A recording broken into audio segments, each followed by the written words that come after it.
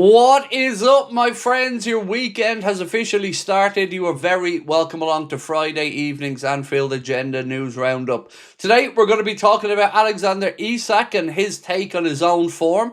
We've got an absolutely insane take from Didi Hamann regarding the futures of Florian Wirtz and Isak. We'll talk about the race for Antoine Semenyo and why it looks like Liverpool are no longer favourites in that race.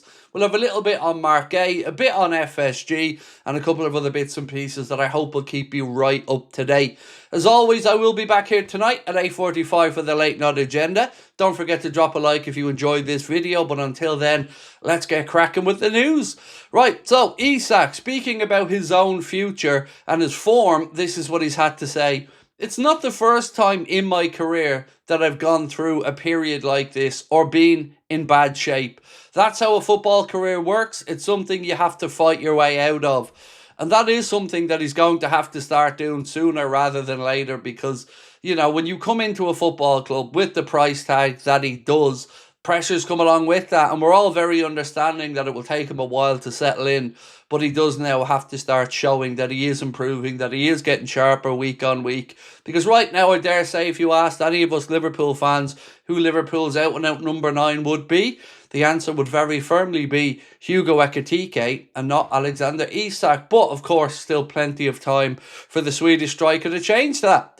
Now, let's move on to Dominik Szoboszlai, and a massive congratulations to Dom. He has been voted Liverpool's Standard Chartered Men's Player of the Month for November, the third time this season that Dom has picked up the award.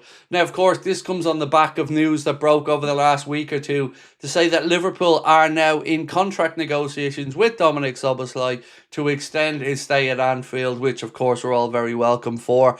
And I think he'll join me in saying congratulations to Dom on another well-deserved Player of the Month award.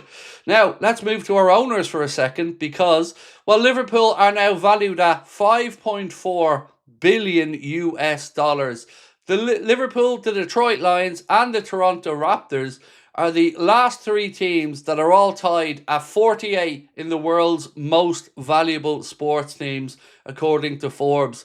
US teams do absolutely dominate the top of this list, but as you can see now, not a bad outcome for FSG and their initial £300 million investment when they took over Liverpool Football Club. Of course, they've since built the main stand, the Annie Road end, the AXA training facility, done up around Anfield, and lots more, as well as, of course, bringing some success to the pitch. But $5.4 billion is one hell of a roundup, isn't it? So, you know, nice money if you can make it. Didi Hamann. Sometimes Didi says stuff that I think, yeah, spot on. And other times Didi says stuff that I think, has he lost the plot? And this is one of the latter. So this is what Didi Hamann's had to say speaking to Jeff Bet. I think Liverpool will be okay financially, even without the Champions League, because they wouldn't have spent the money they did if they couldn't afford it. Liverpool haven't been big spenders before last summer, and they tend to spend their money wisely. Now, so far, nothing too strange there with what Didi said, although I wouldn't be thinking about not qualifying for the Champions League just yet. We're certainly trending in the right direction there.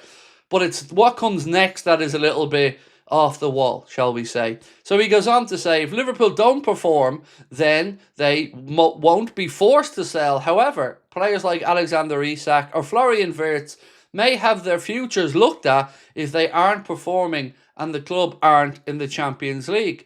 I'm not sure Liverpool will sell anyone in January, but if things don't pick up for Alexander Isak come March or April, they'll probably have discussions to sell him to a club like Barcelona in the summer. There'll be plenty of takers for Isak because he's shown his ability at Newcastle. It's also largely depends on the form of Ekitike, because if he continues to improve, it'll be a struggle for Isak to get games unless forced out wide. I don't know where he's going with that. There is no way we should be looking, thinking, or even pondering the idea of selling Isak. All of our focus should be on making sure that Isak gets to the form that we know he's capable of. And then we have two star centre forwards, because there's a world we play with two. But right now, any idea, and he's been talking about some of these crazy takes for a while. He said about Liverpool loaning out Florian Wirtz at one point in January. He needs to just stop talking and let the club figure this stuff out. Now, to go from one extreme take on a striker to a nice take on our striker, This time it's from Thierry Henry. He said, when asked about a player that surprised him or that he's been really impressed with, he said, I'll go with Hugo Ekitike.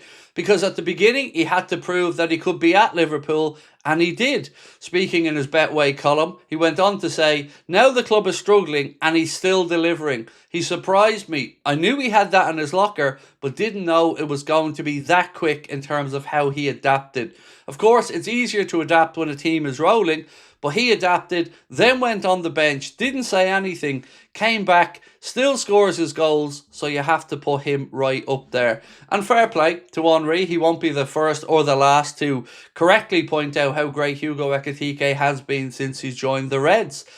Sheffield Star say that Liverpool have made an offer in the mid-level of six figures for Sheffield Wednesday 17-year-old left-back Yisa Alou, who is yet to sign a professional deal with the Championship club. If you're looking to have a search of this young lad to find out more about him, first name is spelled Y-I-S-A, surname A-L-A-O. Of course, I'm going to say I know nothing about him. Don't watch Sheffield Wednesday, but we'll keep you informed if anything comes of this potential offer.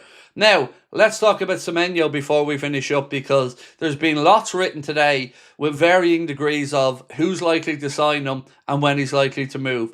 So this is what one journalist, MSI Douglas, Mark Douglas, has had to say. Liverpool have spoken to Semenyo about personal terms and to set out their plans for the player, but the priority appears to lie in strengthening the defence in January, with Mark Gay top of their wish list. And that would be where my head's at. Look, do we need another forward? Yes, probably. But right now, most Liverpool fans I've spoken to would say centre-back and a DM as the two priority positions. That being said, same journalist went on to say, 4 clubs have now opened talks with Antoine Semenyo, but they may have less than 3 weeks to complete a deal. Manchester United are now favourites in a crazy market. Manchester City, Spurs and Liverpool are all in with a shout. But as you can see there, Mark Douglas saying Manchester United now favourites to land Semenyo. Jamie Jackson reports this as well. Semenyo was a January target for Liverpool, Manchester City and Manchester United. Liverpool first choice, then Manchester City. So as you can see, nobody seems to really have a clue of where Semenyo is likely to go. But one thing we do know, Fabrizio Romano confirmed that his release clause is in play until the 10th of January. After that, it's off the table till the summer. Clubs know if they want to sign Semenyo, they can of course try to negotiate the terms with Bournemouth, but it's £60 million and £5 million in add-ons is the release clause. So let me know what you think is happening there. I honestly don't know who the favourites are. We know City are in the mix. We know Liverpool are in the mix. According to Mark Douglas, United are the favourites. There it is, folks. I'm as confused as you probably feel right now. But tonight, 8:45, I'll be back here for the late night agenda. We'll go through it all in more detail. And of course, don't forget, tomorrow we'll be back taking you through the Reds trip down to London to take on Spurs. We'll be starting our coverage from 4:15 p.m. We'll have our match reaction, player ratings video, and even an episode of the Anfield Agenda podcast out tomorrow night before the evening finishes. Until then, my friends, I hope to see you tonight for the late night agenda. If I don't, I'll see you tomorrow. Have lots of fun over the weekend, and thank you so much for your time. We'll talk soon.